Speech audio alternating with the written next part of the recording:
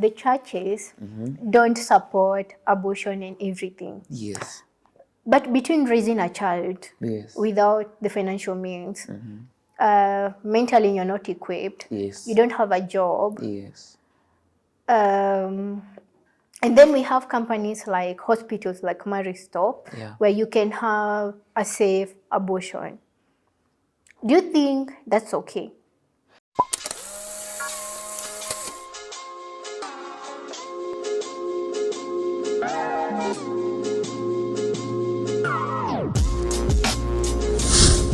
Joining us today is another thought leader and a passionate advocate for social transformation and responsible leadership.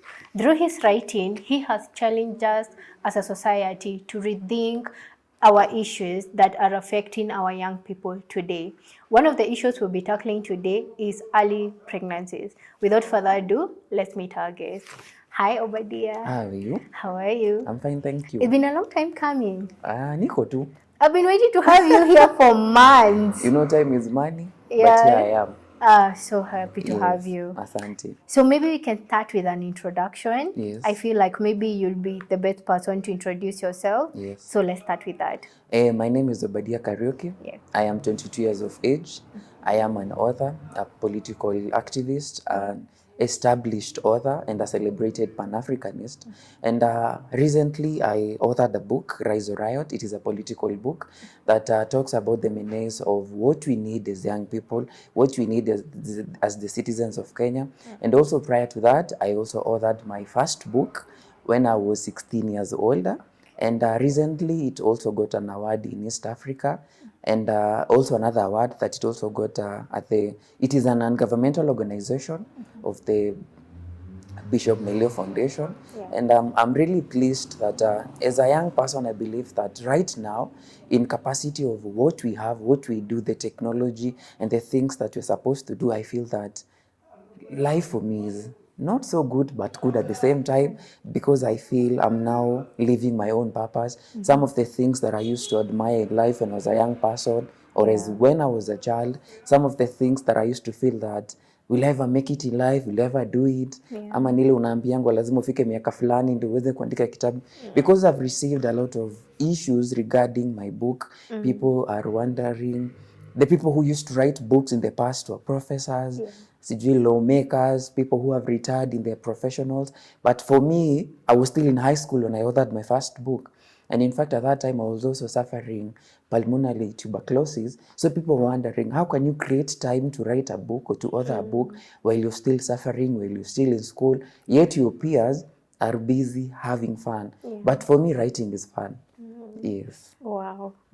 At your age, nilikuwa naandika barua za mapenzi. Hata mimi nimeziandika. To see that you're so young and so focused, yes, is so impressive. Asante sana. So we're going to start with this book. Definitely. I'm really interested in this. Yes. So this is early pregnancies. Yes. And raising the future generation. Absolutely. For the change. Yes. Your chapter 1 was very interesting. Asante. You said something that unplanned pregnancy, whether under the age of 18 or above, if you're still living under the same roof as your parents, you consider that early pregnancy. Why that? For example, according to the Kenyan laws or the Kenyan constitution, it affirms that as long as you're under the ages of 18, that is teenage pregnancies. For example, it gets to a point where you're 18, but you don't have an ID. So at that, it is still considered teenage pregnancies. Again, it gets to a point where you are over 18 and you're still a student, maybe in a technical school, in a college, or in the university. For example, you're not mentally and psychologically and economically fit to raise a child. So for me, I considered that teenage pregnancies or early pregnancies because there's that preparation, there's that absolute power to be in a position to raise a child, to cater for that child. You see, like right now, as much as people are suffering on the economic problems, how can you give birth at 20? As much as you're past 18, you're an adult or a young adult, but it gets to a point where I feel personally, you have to get a child when you're physically, mentally, and economically fit. So that is the reason why I decided to describe also that as teenage pregnancies. It is such a unique insight because personally, if you would have asked me what a teenage pregnancy is, I would have said, Yes. oh, maybe mtu ako underage. But the fact that you went ahead to specify, even as long as you're still in your parents' house, it is Yes. still an early pregnancy. Definitely. Because that means you're not financially equipped to raise that child. Yes. That means you're not married or anything. And I think that is very interesting. And you see, like right now, it got to a point where we were having a discussion with my peers, Yeah. and they were asking, as much as, for example, if you're in the school, I mean, in the university or college, you're out of your parents' House or roof, yes. But at the same end, that parent, wherever you are, he or she is the one who's catering for your needs. Yeah. Ndio uiname unapigia mzazi simu anakuambia nitumie za lunch or supper. So that means you're still under the shelter of your dad or mom. Yeah, so true. it also gets to a point whereby they try to misjudge that by saying, as my I have a boyfriend or a girlfriend, but you see, nitakutoka if I want to.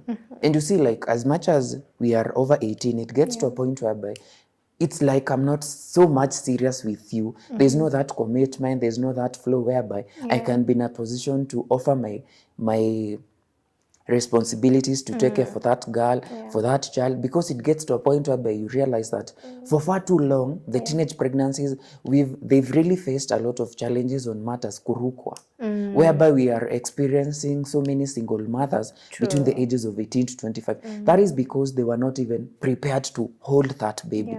And that is why also at that time in the ages of 18 to 25, according to a certain data we were analyzing, we also discovered and realized that there's a lot of abortion under the ages of 18 to 25 because they know very well they are not mentally, physically, and economically fit to raise a child.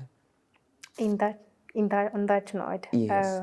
I'm going to ask a very controversial question. No because problem. I know you're a believer. Yes. And I know what this book also contains a lot of. It's also faith-based. I believe of what? No, like normally you're a Christian, Yes, right? I'm a Christian. Yeah. Yes. So like the churches don't support abortion and everything. Yes. But between raising a child Yes. without the financial means, mentally you're not equipped. Yes. You don't have a job. Yes. And then we have companies like hospitals like Maristop, where you can have a safe abortion. Do you think that's okay? Where? Like I said, it's controversial I because faith-based is not allowed. Yes. But then again, you're about to have a child, you've no means of taking care of this child. Like I said, watu wengi wanarukwa, like the father is not present. Of course. You're only maybe 19, 20. Yeah. You have a whole life ahead of you. Definitely. You still have campus to go to. Don't you think? Would you agree that, for example, given the circumstances? For example, in one way or another, I support safe abortion. Thank you. Because actually in the book, there's a place I've talked about the tendencies in which you can get pregnant at a younger age. Yeah. For example, I was in a certain place in the Ma culture because they were experiencing the issues of traditional customary marriages and teenage pregnancy. And then it got to a point whereby as much as or as long as you're over 15 years old, you are prepared for early marriages. For example, at that particular moment, for me, I can be advised or I can also give a direction on, let that child be. For example, there's no way a child is going to carry another child.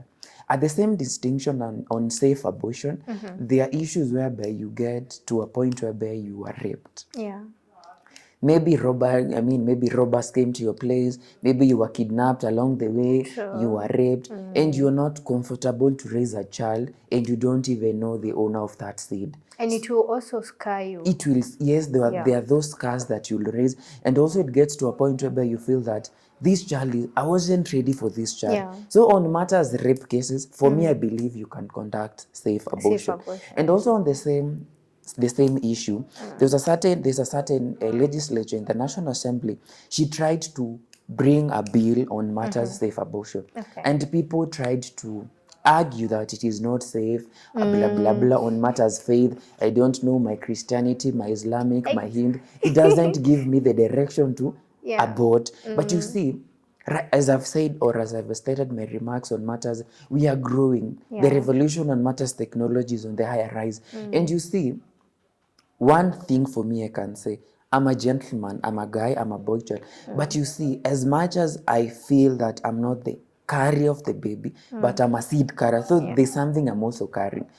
And you see, for people wanasemanga, mimi ndo nimebeba mtoto sana kushinda msichana. Mimi ndo nimebeba mbegu ya mtoto. Wewe unabeba miezi 9, mimi nabeba mpaka ile siku nitakufa. So people try to underestimate that. So for me, I believe personally, safe abortion is okay, but it determines on what conditions, on what prescription. And also the circumstances you're in. It's not about, you see, there's safe abortion and there's safe sex. For example, many young people, they just do sex uncontrollably. Ni kama kumeza pill. Ni kama, unaona venye ukipata homo unakunywa dawa, ama unakunywa pirito. That is what we conduct, or rather that is how they conduct sex. And that is where for me I feel, as much as I support safe abortion, at the same side we need to support safe sex. We need to have that understanding and that education on matters sex, because there's no way you're going to sleep with someone today ati ufanye safe abortion, next month ulale na mwingine ufanye safe abortion. Shauri yako. And that brings us to question number 2, which is actually like, what can parents or communities or policymakers do differently so that we don't find ourselves in the rise of teenage pregnancies? Which I think you've already tackled. Definitely. And also to top it up on matters Christianity or matters church, matters community. For example, there was a time we were in the Maasai culture, as I've stated, and I was conducting a research on trying to understand why is it that only the rural areas are still in their traditional, should I call it mindset, or the flow in which they don't want to develop their mindsets to grow from the old generation to the present generation. And so I discovered that for far too long, people are still in the past on matters.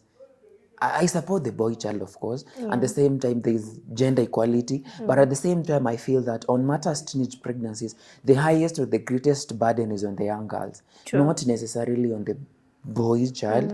Because one, the moment a 16-year-old child is pregnant, the future of that child is at risk. In fact, I do call it, she's terminating her future for the sake of that child, or for the sake of carrying that baby. And you see, for right now, it gets to a point whereby you feel that if we are not so much prepared to talk about issues, teenage pregnancies, honestly speaking, we are going to lose it, because watoto ni baraka. Na kila mtoto anakujanga na sahani yake. Lakini mkono mtupu haulambwi. Sasa mbona unakuja na mbona unapea mtoto wa miaka 16 mimba, unataka alambe nini? True. Yes. So also peer on the matters parents. For far too long, let me say, being raised by both parents, which is something that I don't take for granted, it gets to a point whereby you feel that the support of a parent or the support of both parents, it influences the future of that child. For example, let me say, like right now, niko 16, maybe I was 16, nikapea mtoto wa wenyewe mimba. Sikupea that is, but I'm just saying, maybe nikapeana mimba. The influence in which my parents will take that, it really depends on the influence of me raising that child. One, if I slept with that girl, I was very much sure she can be pregnant or not pregnant. Because maybe at that time, I never knew anything to do with safe sex. About the family planning issues and all that. Yani ilikuwa nimesoma kitu biology, the next minute ni experiment. So nikipea mtoto, nikipatia msichana mimba, for me as a young person, for me as a young boy at that time, maybe ningekuwa the influence in which my parents wangechukua, ita determine venye nitalea huyo mtoi na yata nipatia that foundation. But you see, most parents, they just judge their children. Your work is to spread your legs instead of spreading your ears to listen. Your work is to spread your mouth. But it gets to a point whereby, and you realize for far too long, hata wazazi wetu walipata watoto at 19 and 20. So they are judging their own children, forgetting their own issues. They got children at 20 and 21 and 19. They are forgetting that, you know why? It is because they don't want to live into that reality that they also made a mistake. Instead of judging that child, can't you support that child in other ways besides telling them, oh, your life imeisha, there's no future anymore? I don't know that. You can raise that child for 2 years na mtoto arudi shule akasome. Right now kuna hizi, there's a certain school in Nairobi niliona wako na facility ya kufunza wasichana wadogo as much as wako na mimba. Sijui zinaitangwa centers and something to do with teenage pregnancy. So for me, I feel don't just release that child to the world. She's also mentally young, mentally unstable to understand the issues of the world. The best thing that you're supposed to do is just tell that child, ni sawa, makosa imefanyika. Ikirudia tena ndio makosa. But as of now, we really need to train also our parents because right now I'm 22. Naweza pea msichana wenyewe mimba, for example, but my parents can still judge me. Yeah, true. Because one, I'm still over 18. I might be maybe physically and mentally and economically fit, but for them, they are still on that analogy that I'm still not prepared. So the question has to be, when is being ready to be ready? How ready is ready? Is it 30? Is it 35? Because many people get in, and then at the same time, when you delay to get a child, Again, you still judge. You're like, oh, umechelewa. So unataka nini? Miaka inaenda. Nikianza mapema ni issue. Nikichelewa ni shida. Bado ni. Sasa ndio unauliza, mnataka nini? So when is the right time to get a child? For me, I believe it's mimi na mtu wangu. How ready are we ready? Are we mentally fit, physically and economically fit? Because prior to that, mzazi, not everything mzazi anakwambianga ina make sense. It doesn't. Because at the same time, they love you too much, so they don't want to expose you to the world. So for me right now is, I'm not a parent, but I know in the future I'll be. And the best thing for me is, if in any particular time, God forbid, I get a child who also gets a child at the age of 18, there's a way I'm supposed to take that order. There's a way I'm supposed to take that issue. Because at the end of the day, ni mjukuu wangu. He or she is not a stranger. The only thing is, alipata tu mtoto not at the right time. So if I'm in a position to handle that issue, take care of that child, na nile unamwambia, we niletee mtoto, we tutajua mambo yako. But you see, the street children who are out here suffering, most of them, they were released by their parents. So whose job is it to teach our kids on safe sex? Because growing up, nobody taught me. Were you taught? Did your parents ever sit down? Absolutely. They did? Up until today. They have never? No. So how are our kids supposed to learn safe sex if they don't have awareness at home, they don't have awareness in school? Whose job is it to teach them? Because sometimes it's easy for us to blame them. Oh, they're idling, they're having premature sex and everything. But no one taught them on safe sex. Maybe at most mimi nilikuwa naambia, oh, achana na vijana si wazuri, but they're not giving you details, they're not fully giving you that enlightenment. So who should do that for them? For example, also in the book, to give a reference about it, there's a difference between safe sex and sex education. Okay. For example, in the year 2013 or 2014, a certain legislature had also proposed a bill to legalize safe education to be as a subject in schools. That would be nice. Definitely. But of course, the bill never passed because they were terming it as they are influencing their minds on bad manners. It was something to do with bad manners. Now I was asking myself, in America, at the age of 2 years, a child is trained on sex education.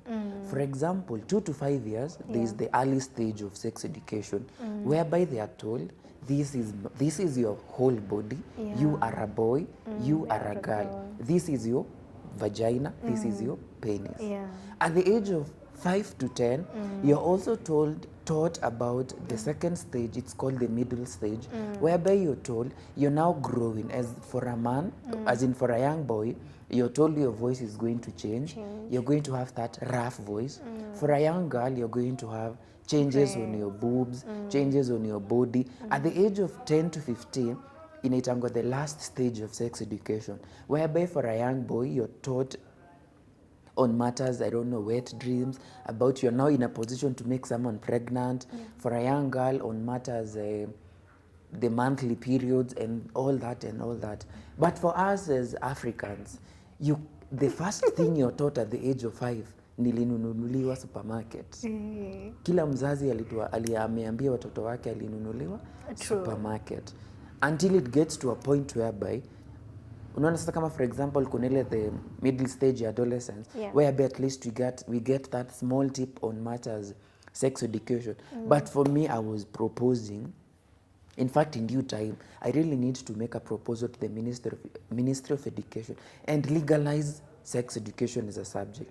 For example, as much as we're talking about the CBC, I don't know, on matters, life skills and all that, sex education is also a factor of life skills. For example, on matters safe sex, we can now be in a position to be taught, especially the young people, if you really need to conduct sex, because on matters your body, your hormones and all that, there's something called a condom. There's something called this and that. When two things come together, you can form a child or you can form a disease. At the same end, we can be conducting on matter. You see, for example, venye kuna kwanga na hizi nini za literature and English and literature. For example, Lotto set book walikuwa nakuja kutufunza, ama they used to conduct skits in schools kutuonyesha, yani to eliminate kutufunza about the book. Now on matters safe sex or sex education, they can be conducted on matters kukuwe na a screen whereby they can be shown this is gonorrhea, this is STI, this is syphilis, this is HIV and AIDS, this is how clean your body is, this is how unclean your body is if you conduct premature sex, or I don't want to call it dirty sex, whereby you just have sex oftenly. And you can have it oftenly, but it is safe. To others, they just do it namna that, namna hii, namna that. They cannot be taught, yani, lively they can be shown. This is a syphilis, this is someone suffering from syphilis, this is a vaginal nini suffering from this and that. You see, with that, one thing with a child, they learn faster when they see than when they read. Naona nakuchanga mtoto wa 3 years ndo akule chakula lazima umwekee cartoon. Because kuna venye their mental capacity inaitangwa dopamine, whereby they are taught lazima une kitu ndio aweze kushika. Ndio maana unasikia yangu unaambiwa kenye utafanya ndivyo mtoto wako atafanya, because they see it. So for the young people or for students, when they are shown this is syphilis, this is STI, this is what it means to give birth at an early age, this is how your vaginal spreads or it expands, they call it it stretches when you're 16. So if you can avoid sex at 16, when it stretches, you can die. Because many incidents whereby you get to a point whereby young mothers are dying, it is because their bodies, their internals, they're not in a position to stretch. Exactly. So when they see it lively, they can be in a position to know, wow, if I mess around, this is what I'm going to experience. But for especially, you see, but for us Africans, especially the African parents, there is no single day you've ever sat with your dad or your mom and they can tell you, by the way, how are you behaving? If you were experiencing wet dreams, you wake up in the morning, you're like, did I urinate on myself and I'm 13 years old? So you get in a position where you're too shy to expose yourself, and you see that when you experience something that is abnormal at the beginning, that is the best time to approach your dad and tell him, by the way, I think I'm experiencing a certain dream. It's called a wet dream. So with that, he can be in a position to educate you on, right now you can be in a position to make someone pregnant. For the young girls, especially when they develop, you realize on matters monthly periods, it gets to a point where they are now disconnecting themselves with their parents because they are entirely judging them. As much as they are developing, you like uko na attitude, uko na mood fulani, sijui unaringa, unataka kumeza dunia mzima. You see, that is judging that young person. And the only thing, they can only attach themselves to their world out here whereby they are not judged, they are loved and being catered for. And that is why you realize as we grow, or as we especially for us when we used to grow, it got to a point while we were growing, we started disconnecting ourselves with our parents. True. Because we felt like whatever they are doing versus what they are telling us, manze haziingiani. Hazipelekani. So uko zile za mzee unanijaja, alafu mimi nakwambia kitu fulani, you're like judging me and telling me, oh, you feel you're not man enough, I don't know this and that. Sijui kama ni msichana naambiwa, oh, you're not becoming a woman, blah blah blah, how big are your boobs?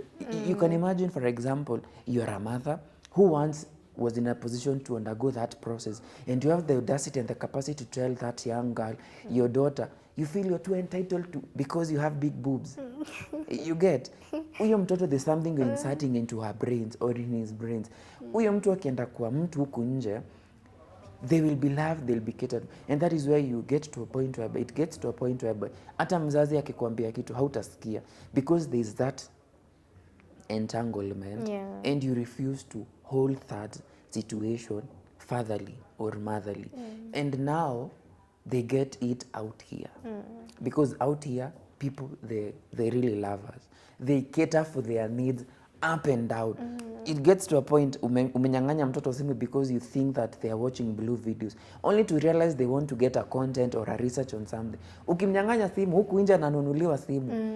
So akianza kuzimatoa simu, ama umeanza kulala na watu, instead of asking politely, what did I do to make sure that my child isn't entangled with the world?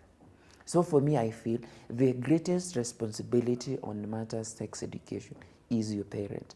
Secondly, when you go to school, we are supposed to conduct sex education as a subject the same way tuko na math, science and English. Kwa timetable kuna sex education, because with that you're going to influence the mind of that child, and they are going to be mentally prepared to tackle these issues on matters.